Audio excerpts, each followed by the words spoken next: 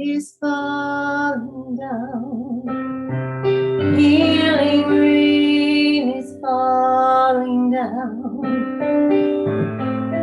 I'm not afraid. I'm not afraid. The healing rain is falling down. Healing rain is falling down. I'm not afraid. I'm not afraid. The healing rain is falling down. Healing rain is falling down. I'm not afraid. I'm not afraid. The healing rain is falling down. Healing rain is falling down. I'm not afraid. I'm not afraid. The healing rain is falling down. Healing rain. I'm not afraid. I'm not afraid. Oh, thank you, Kimberly, for that beautiful healing reminder about the power of nature and the healing rain. I think we can all use that in the middle of this very hot July. So, welcome everyone. I am Michael Muffson. I'm a member of the Worship and Beyond Committee who have been preparing Sunday services since we've gone virtual in the pandemic. And we are thrilled this morning to have as our guest speaker Yusef Miller. I don't think I've been to a protest or an action in San Diego where Yusef wasn't either an organizer, a fiery speaker, or standing with the protesters. Yusef is a driving force in the Racial Justice Coalition of San Diego and the North County Equity and Justice Coalition, which are organizations dedicated to the radical transformation of the policing, criminal justice, and carceral systems in San Diego. He is also a faith leader representing the Islamic Center of San Diego, and he will be sharing with us his insights on the connections between faith and social justice today. But we begin today's service by lighting a candle to acknowledge the indigenous peoples of all the lands that we are on today while we meet on this virtual platform. I am meeting with you from the stolen lands of the Luiseno and the Kumeyaay nations in an area known as Vista, California, which is also where our fellowship is located. I ask you to join me in acknowledging these first peoples, their elders, both past, present, as well as future generations. We also acknowledge the trauma that colonialism has caused both indigenous and enslaved African people, not only through slavery, biological warfare, involuntary sterilization, and forced assimilation, but via structural racism which perpetuates the continued oppressions of their descendants today. We further acknowledge the white Eurocentric cultural supremacy that has marginalized non-European immigrants to this country and has resulted in bigotry, violence, and systemic oppression. We honor those who have lived and are living at these intersections of identity and experience. This acknowledgement is a commitment to beginning the process of dismantling the ongoing legacies of settler colonialism. May this acknowledgement spark mindful awareness of these things that must be remembered and not go unspoken in our work of culture making, culture shaping. And so we speak these words in a good way and give thanks to the spirits of the land for their guiding presence among us. We encourage you to learn about the history of your land. And I believe Adrian is putting into the chat a link where you can get more information about the indigenous history of your land. This land is native land. This land is native land. From the Iroquois to to Coasalish Islands, from the Tule River tribe to the Navajo. This land was stolen from my people. This land is stolen land. This land is stolen land, from where our buffalo roamed and where our salmon swam, to attempted genocide and assimilation, colonization, stole more than you know.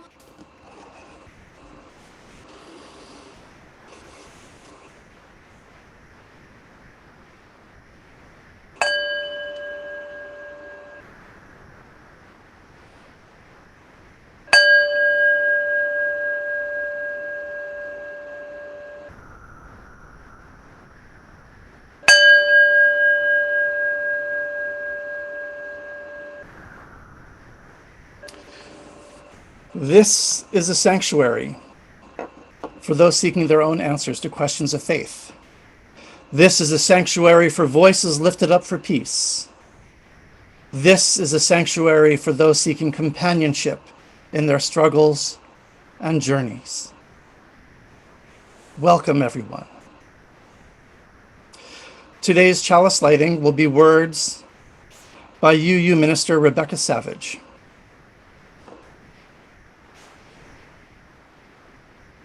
We light our flaming chalice as a beloved people united in love and thirsting for restorative justice. May it melt away the tethers that uphold whiteness in our midst. May it spark in us a spirit of humility. May it ignite in us radical love that transforms our energy into purposeful action. This is a chalice of audacious hope. This chalice shines a light on our shared past, signaling our intention to listen deeply, reflect wisely, and move boldly towards our highest ideals. May it be so. And now please join us at home in our opening song, Building a New Way.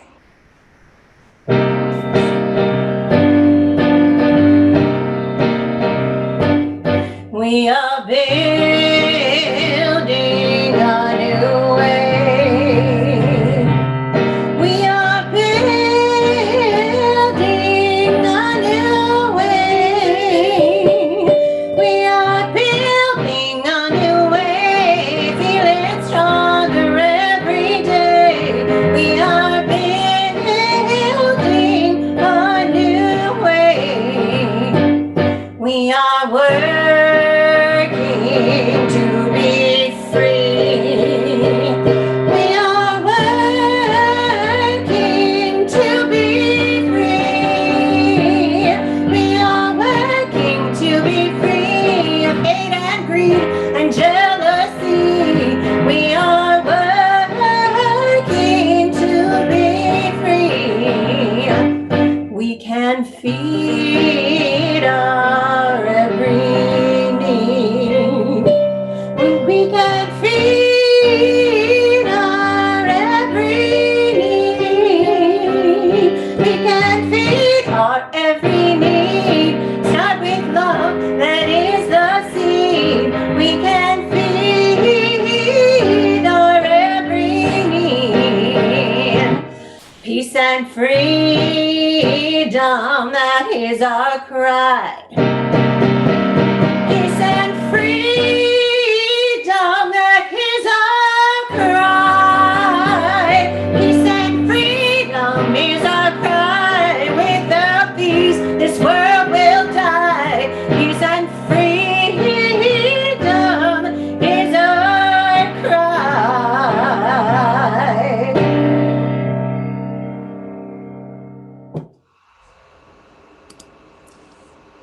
American policing has its roots in the slave patrols that were first formed by white slave owners in order to terrorize enslaved people into absolute submission.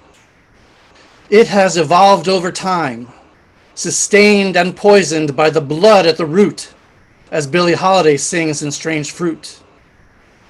Just as all the systems established by the framers of our Constitution are intended to protect the prosperity of white men, just as all the systems established by our founders dehumanize black and brown people and serve up the false narrative of white Eurocentric superiority in order to justify the extraction of wealth from the lives and resources of black and brown people, the system of policing, the institution of policing, the enforcement of policing is steeped in a culture of white supremacy that protects and serves the interest of a white establishment.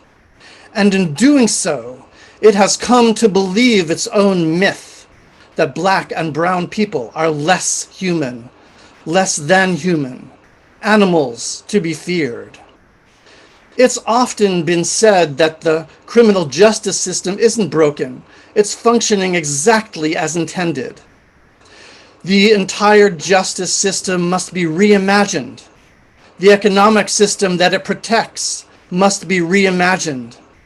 This cannot be done moderately or incrementally. It requires a critical mass, a surge of anti-racist activism.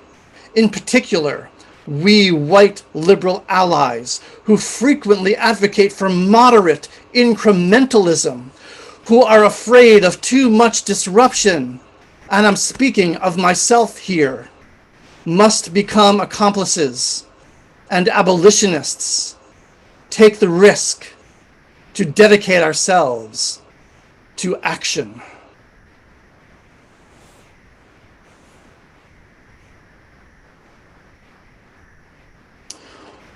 One form of action that we engage in is our commitment to this community, our beloved community, and the beloved community beyond our fellowship. So each week when we gather, we speak words to affirm this agreement that we've made with each other. These words were arrived at by a congregational democratic process with input from all constituents within our fellowship, from the many communities within our larger community, because we are indeed, as the eighth principle teaches us, a community of communities. So I will speak the introductory words, and then I'll put up the slide, the words that we all speak together. In mutual love and grace, we journey together, grounded in profound respect for a diversity of beliefs and ideas, sustained by service and shared ministry, enriched through collective spiritual deepening, and a safe environment for all generations to thrive. Together, we are more than we would ever be alone. Therefore, we promise to practice radical hospitality, mindful communication, and active stewardship. Thus do we covenant with each other. We also gather each week to affirm this community, and part of this affirmation is acknowledging all that we share with one another, our time, our talents, and our resources. We live our values by sharing half of the undesignated collection with a local nonprofit organization. This quarter, the plate share goes to the Interfaith Community Services. And here's Yusef Miller to tell us a little bit about what Interfaith Community Services does. Good morning. I'm Yusef Miller, and I'm a board member of Interfaith Community Services. And the reason why I chose to be so involved with Interfaith Community Services is all of the good work it does. I mean, it's one thing to have a title, it's one thing to have acknowledgement of what you do, but when you really believe in a thing, then you put your whole heart into it. And what you're offering to today is Interfaith Community Services, which has many basic needs that they support in Escondido and throughout North County. For example, nutritional services. Nutritional services is critical, especially during COVID-19, when people have lost their jobs, reduced hours, people have high energy bills and things of this nature, which makes them have to choose between those things and providing for their family. a roof over their head, and providing food for their children. Interfaith Community Service comes in as a buffer and provides free food. All they have to do is come pick it up, and we make sure that COVID-19 restrictions are applied, and we give free food to families depending on the number of people in your family. No funds, no donations, just take. We also have shower facilities for those brothers and sisters, those siblings who live on the streets. They don't have the injustice that's thrust upon them, forces them to live in the elements so that they don't have the opportunity to clean themselves. They can come to Interfaith Community Service, the thing that we're plating for today, and take a shower. Proper hygiene, for health, for sanity, to be clean and part of a just world. We also allow them to pick up mail. They can use the Interfaith Services Center as an address to pick up mail, to apply for jobs, to apply for housing. That is a vicious cycle that happens with our unsheltered family, where you have to have an address to apply for a job, and you have to have a job to get an address. That cycle is broken. Interfaith Community Services steps in and supports those people on their way to self-reliance. We have emergency shelter where people can live until they get on their feet.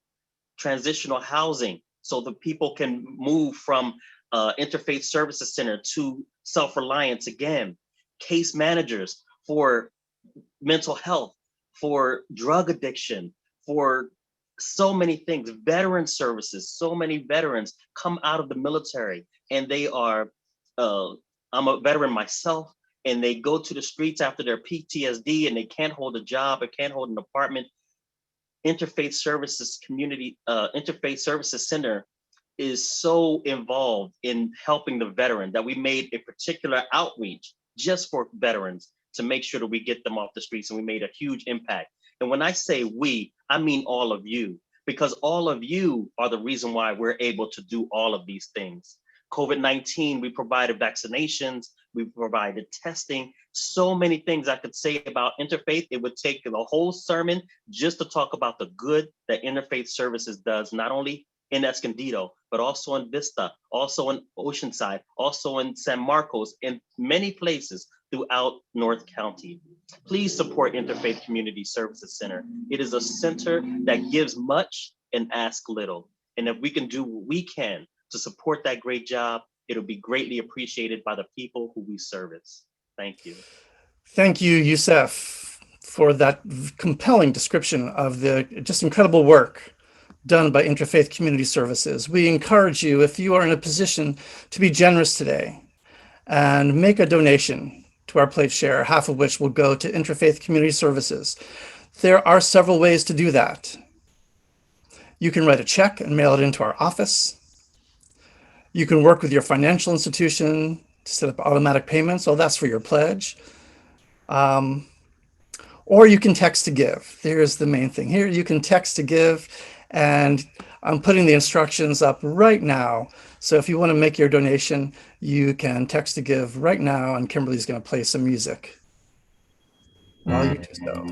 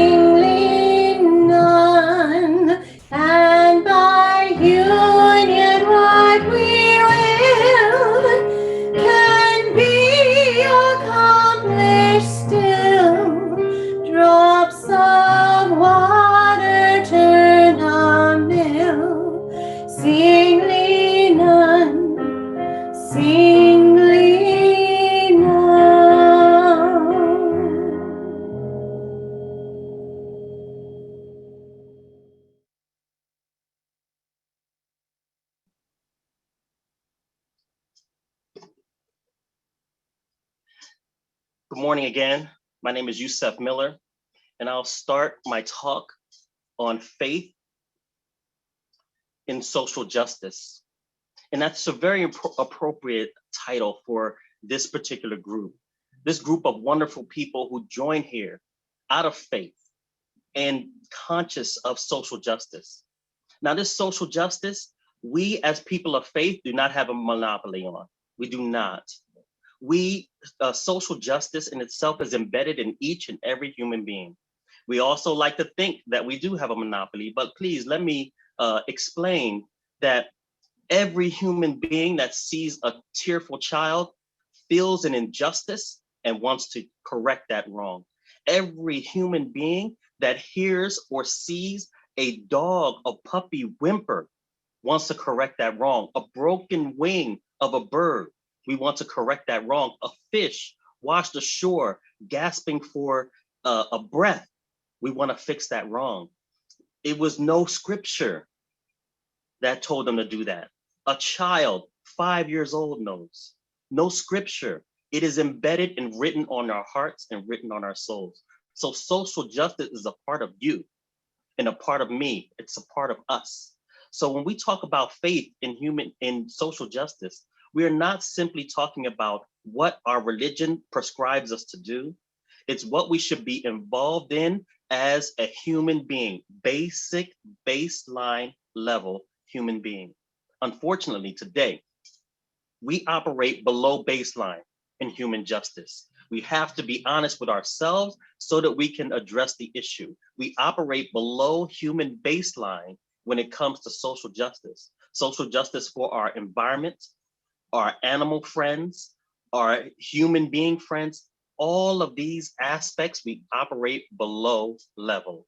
And we want to help remind our brothers and sisters and our siblings to come up to at least speed and try to achieve more than that. We can achieve more than we've ever dreamed in social justice if we only dig deep into our original nature, which is social justice. But since we are in a house of faith, let me at least share with you a couple statements from faith groups. I'll start off today with our Buddhist brothers and sisters and siblings, that there's a Buddhist saying that says, right is right, even if everyone is against it, and wrong is wrong, even if no one is for it.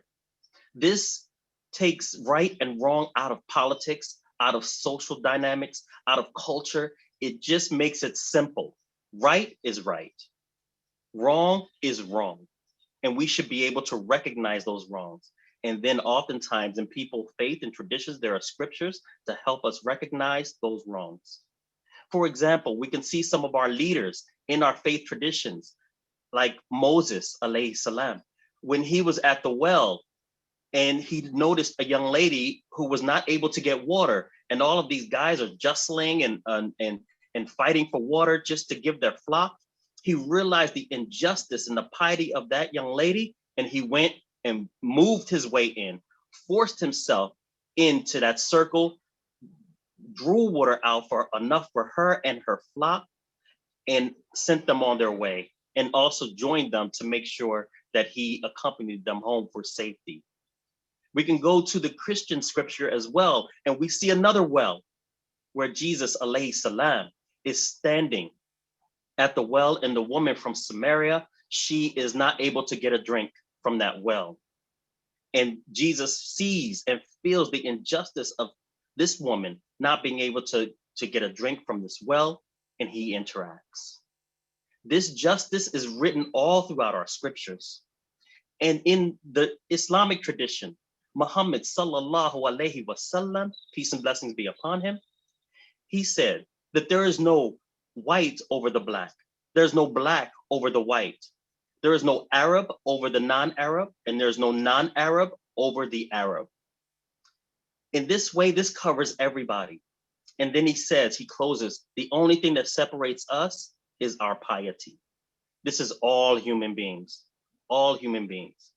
So we see in this current Judeo-Christian form, Judeo-Christian Islamic form, that we still have this sense of justice. But not only us, you can go to the Baha'is, you can go to the Hindus, You can go to the Sikhs. You can go to the indigenous African traditions, the indigenous American traditions. You can go everywhere, the Micronesian islands. You can go to the Near East, the Middle East, the Far East, and all of these sense of justice is there. You can go to the mountain people, you can go to the valley people, you can go to people in the swamps, you can go to people in the forest. Everyone has this sense of justice. And in this country, one of the most prevalent injustices is racial injustice. And I require that we all pay attention, and I demand that we look inside ourselves to pull out that sense of justice when we're listening to this part of the section. American injustice when it comes to race. I am a member of the San Diego Regional Anti-Hate Crimes Coalition, and a report just came out. This was this past week, we discussed it. Hate crimes are up 31% in general in our area, 31%. This is the report from 2020, 31%. Most targeted is African Americans in this hate report, 87% rise from before. Next is our Latinx brothers and sisters, 38% up. Our AAPI brothers and sisters also doubled. We have our transgender doubled as well. And the thing that is lower in this point, which surprised me, pleasantly surprised, is faith hate crimes. Islamophobia and anti-Semitism is down. Racial hate crimes is up.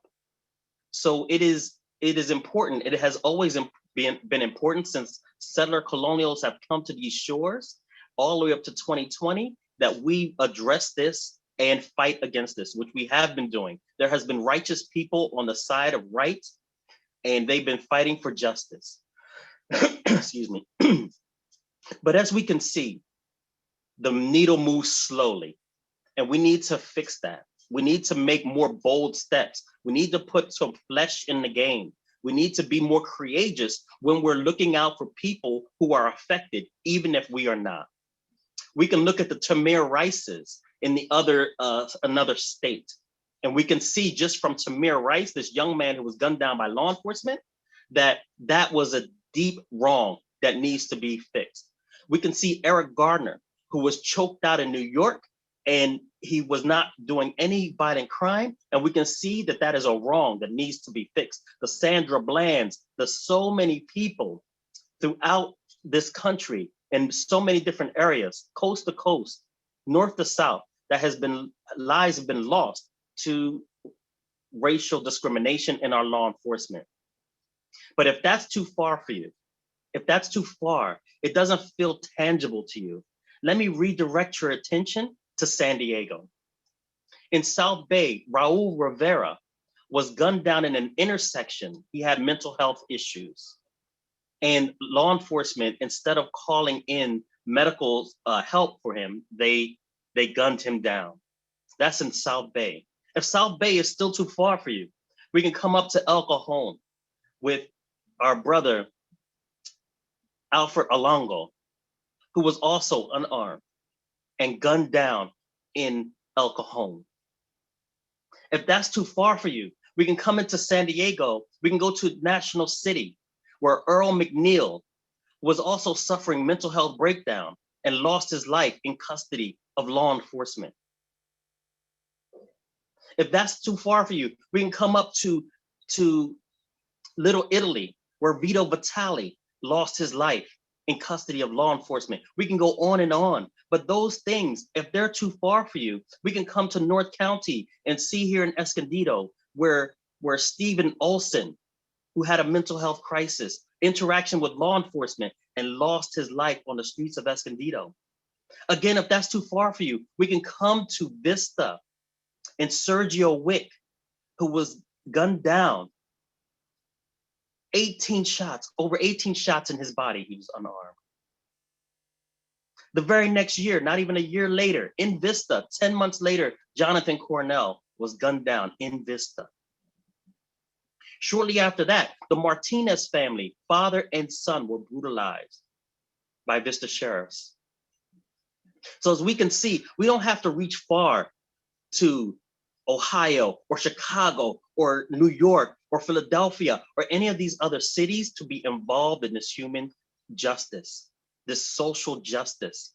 This is going on right before our eyes, right beneath our noses. We've been inspired by the George Floyd uprising, where everyone here in Vista, in Oceanside, San Diego, everywhere, people stood up and people went to the streets. But as usual, everyone starts to calm back down and get back into normalcy. But normal for the people affected is life-threatening every single day. We can't afford to be quote unquote normal. We can't afford to be quote unquote stable because not everyone is. So when we look at the effects of the social justice system as it relates to the legal justice, in quotes, legal justice system, we see that people of color, if a Black person and a white person, a Black or brown person, an indigenous person enters a home, and a white person enters a home, when they go to the legal justice system, the person of color will get breaking an entry, which is a felony. The white person gets trespassing, which is a misdemeanor. Same incident, but we've seen in the statistics of people of Black and brown, they have a higher penalties in the legal justice system. Let's say two people, one of color and one not, and they steal a car. One gets grand theft auto. Can you guess which one? And the other one gets joyriding. Can you guess which one? One is a felony, one is a misdemeanor. You can recover your life easier from a misdemeanor than you can a felony. Two people are fighting. One gets a harsher penalty, assault and battery. The other may be simple assault, maybe a slap on the wrist. This is the reason you have incarceration systems that's full of people of color, not because of people of color are more violent than our other siblings. We are not. We're in a different situation. We have different rules and different regulations when it comes to people of color, and it's proven in the data. It's not just something that you can look up or just listen to Brother Yusef. It's something that it is in the data and we can pull it out and we can display it. I wish I had some slideshows to present to you now that I'm thinking about it. Here in San Diego, we find that people of color are stopped multiple times more than people who are white. And here in San Diego, when the ACLU did the study, they found that our white brothers and sisters, our white siblings are more likely to have contraband than Black and brown. Yet they're still not the ones who were stopped. It's not because our white siblings are worse than our Black and brown that they have more contraband. The reason why they have more contraband is because they're less worried about being stopped based on their color. Black and brown have less contraband on them compared to their white counterparts, even though they're stopped less because they know that they'll be stopped just for being brown in a certain town. They know this. Being brown, Black or brown after dark, they know this. So the real humanity of it reaches us. It should move our hearts and our souls to say, this is something I need to reach out and change. This is something I need to reach out and do. If you're Black and brown, it's more likely that if a weapon is drawn on you, you will be shot center mass, meaning right here where all the critical stuff is. But if you're not Black or brown, then there's going to be de-escalation. There's going to be talks, maybe a wounding in your leg, maybe fires in the air.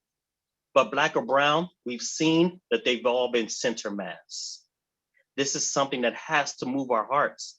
We say, okay, maybe, just maybe those Black and brown people deserved it. We don't know. We don't know all this, the circumstances. Let's give it the benefit of the doubt. But let me tell you, in some cases, we can just list them off. One man was in his own home. They thought he was robbing his own home and he was shot by law enforcement. There was another man in his car. They asked him for his ID.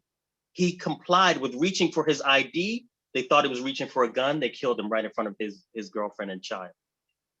There was another Black man who was taking care of a person with special needs. The person was acting out in the street. When law enforcement came by, because of he's cognizant of his race and ethnicity, he sat on the ground, put his hands in the air, and said, I am just the caretaker of this person, and I'm trying to get them to safety. They're having a crisis.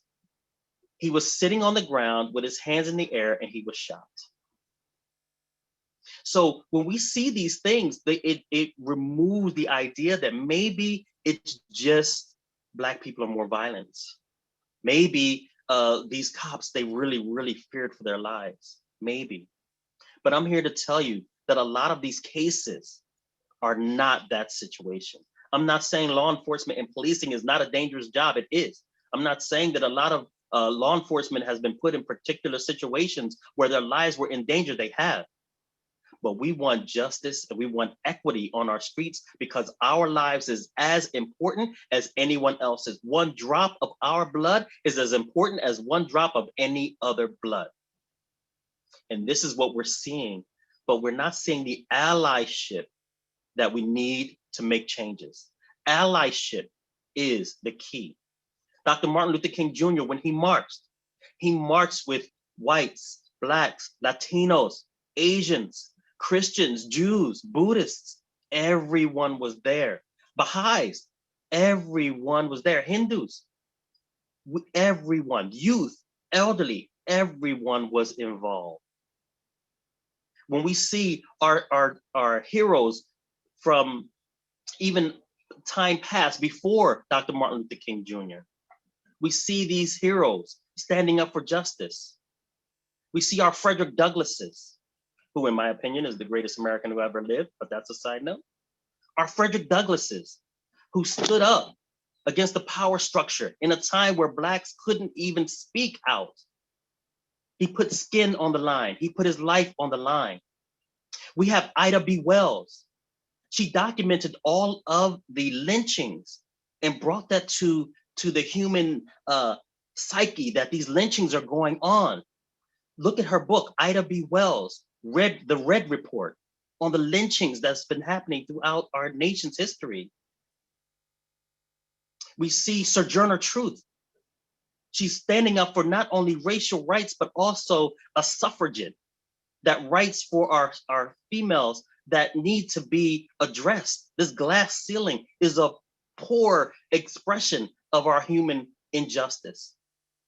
I bring this to our fore to say that today we're under the misimpression that technology, Wi-Fi, flushing toilets make us civilized. Airplanes make us civilized.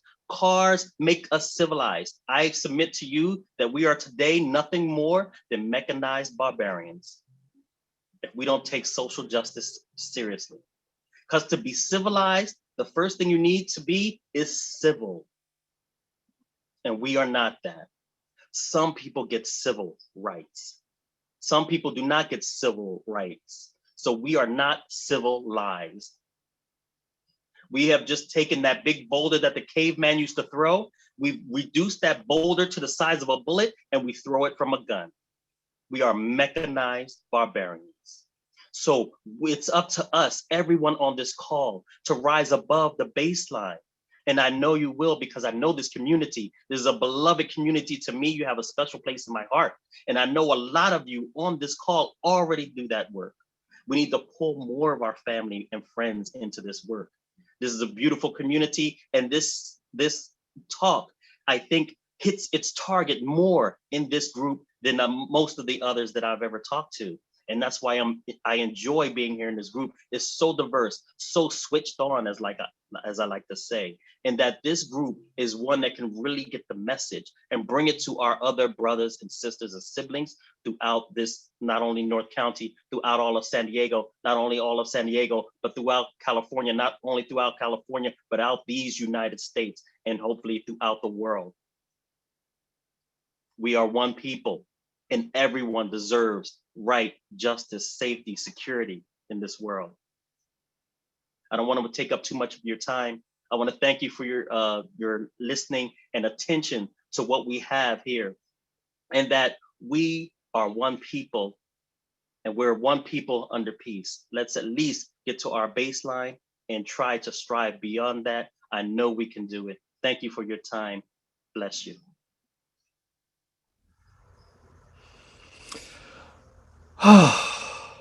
Wow. Thank you, Yusef, for that just incredible reminder of just how urgent, how immediate, and how local these issues and concerns are. Often, these things feel abstract and distant for us. So I think it's a really just essential reminder from you. I'm actually wondering if you might come on just for another minute or so and just tell us what specifically we might do to support the organizations that you're involved with. And, beyond just showing up in a moment of crisis when there's a call, which many of us do, but how do we sustain this in between? What can we do to help you sustain the work and keep it happening on an ongoing basis? Thank you for that question. I'm with the North County Equity and Justice Coalition. We have a Facebook site, and I'm also with the Racial Justice Coalition of San Diego. And what we do in these organizations is we put out posters and flyers of the events that are going around here in San Diego and as far as Orange County, the lives lost, the social justice issues that need to be obtained, and the families who need support from us. All of those names that I mentioned, there are multiple number of family members who are affected by this and need our support. From these websites, you can see as a one-stop shop what's going on around San Diego County and beyond, where you can get involved. Whether it's in politics, we're in all of the city council, dealing with the mayor. We're just recently had a support from the state assembly, where we organized to have a in custody death investigation of San Diego, which is the highest in the state, if you didn't know that. So we've just received success there, but you can find out those things that you can do on our website. And there's just too much for me to tell you about. And when it comes to that, whether it's environmental, whether it's women's rights, whether it's Asian Pacific Islanders, Black, Islamophobia, anti-Semitism, we try to address it there. Thank you for that clarity. And just to clarify, I put in the chat the Racial Justice Coalition of San Diego and the North County Equity and Justice Coalition. People can look them up on Facebook, on Instagram, find their websites, make donations, get on the mailing lists, get involved, and be ready when there's a call to action. So as we move towards the close, I just want to add a bit of my reflection listening to Brother Yusef. And I appreciate the praise that he gives our congregation for our engagement and our work. But I also want to just give a little counterpoint to that and to say that often it feels like we're sitting on the sidelines. We're waiting for other people to do the work. Or maybe there's a small handful of us who are giving the appropriate amount of our attention and resources to the issues of social justice and racism. And that brings me to our recent discussions about and approval of the new eighth principle, the eighth UU principle. And I'm just going to read it to you. It's short. We covenant to affirm and promote journeying towards spiritual wholeness by building a diverse, multicultural, beloved community by our actions that accountably dismantle racism and other oppressions in ourselves and our institutions. Accountably dismantle racism and other oppressions in ourselves and institutions. As we move towards fulfilling our commitment to the eighth principle, I feel like we're all called upon to really ask ourselves, what more can we do to hold ourselves accountable, to be allies and accomplices and abolitionists in this struggle? For me, a lot of it comes down to prioritizing my attention and my action. So I encourage you to think about how you prioritize your time, your attention, and your action. At the same time, we all know that self-care is very, very important because it's journeying towards spiritual wholeness. So those are the two sides of it. In addition to the things that Yusef has mentioned, I have a few items, particularly related to the Poor People's Campaign that are coming up very, very immediately. The first one is tomorrow. So the Reverend William Barber, actually he's now the Bishop Barber, and the Poor People's Campaign have declared a season of nonviolent moral direct action. Started last Monday, July 12th, and it ends August 8th. Every Monday will be a different action. Tomorrow, July 19th, is a Women's Moral Monday March on Washington on the anniversary of the Women's Convention at Seneca Falls. Nonviolent moral direct action in DC, led by women from all over the country. And you can tune into that at their website, poorpeoplescampaign.org. A week from Monday, July 26th, will be local actions happening in every state. We will be protesting at the offices of state senators all over the country to demand an end to the filibuster, a restoration of voting rights, and an implementation of a $15 an hour minimum wage. There will be folks going to Los Angeles on Monday to protest outside of Dianne Feinstein's office. There will be some people, moral witnesses, who will be there to get arrested and others to support in many ways. And so I encourage you to go to the Poor People's Campaign website or contact me if you want more information on that. There will be trainings coming up and that sort of thing. These are a few ways that you can immediately get involved in living our call, living the accountability inspired and demanded by the eighth principle, and answering the call of love. We will now extinguish the chalice together and then sing together our closing song, Answering the Call of Love.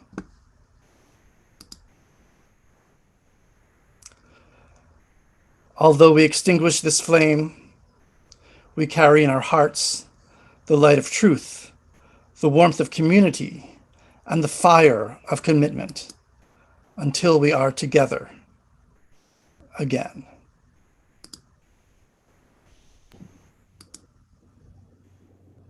Please join me at home in singing our closing song, Answering the Call of Love. The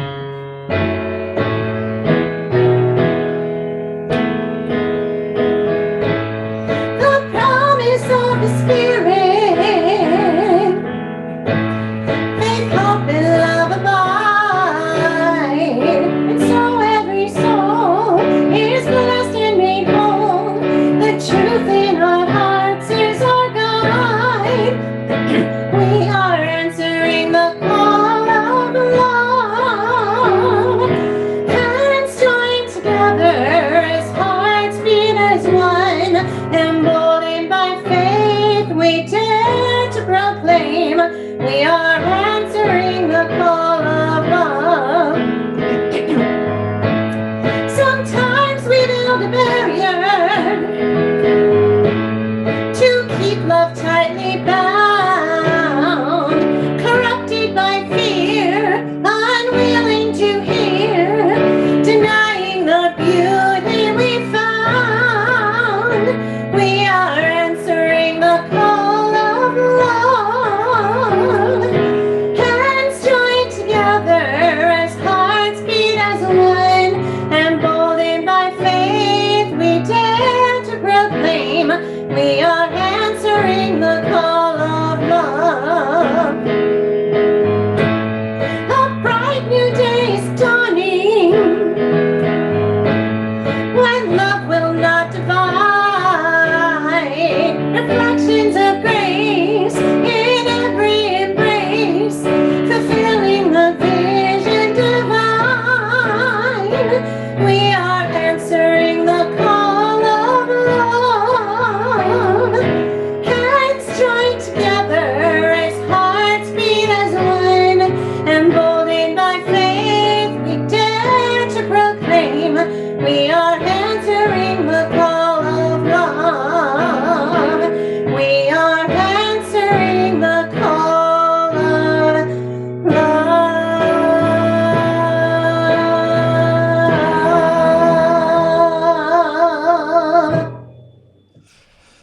Thank you, everyone, for being with us today. And thank you especially to Brother Yusef Miller for your powerful, inspiring, impactful, and important words and messages to us. So as you go forth this week, just a reminder to stay well, to be well, to extend loving kindness to yourself and those around you, to hold yourself and others accountable for their way of being in the world, and to go in peace, be makers of peace.